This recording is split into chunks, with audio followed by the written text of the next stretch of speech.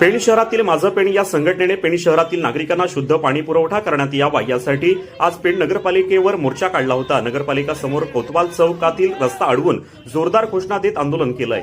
यावेळी काढलेल्या मोर्चात सामाजिक संस्था, राजकीय कार्यकर्ते, पदाधिकारी आणि सेवानिवृत्त पदाधिकारी, पेण शहरात राहणारे ज्येष्ठ नागरिक असे 60 ते 70 नागरिक मोर्चात सहभागी झाले होते। मोर्चा येणार म्हणून कोणताही अनुचित प्रकार घडू नये यासाठी पोलीस यंत्रणेतर्फे मोठा फौजफाटा तैनात करण्यात आला होता।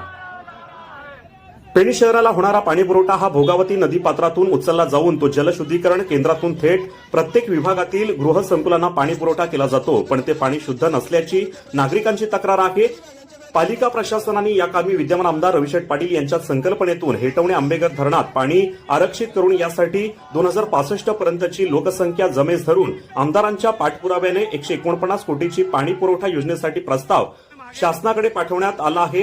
या योजनेला अंतिम मंजुरीसाठी शर्तीचे प्रयत्न सुरू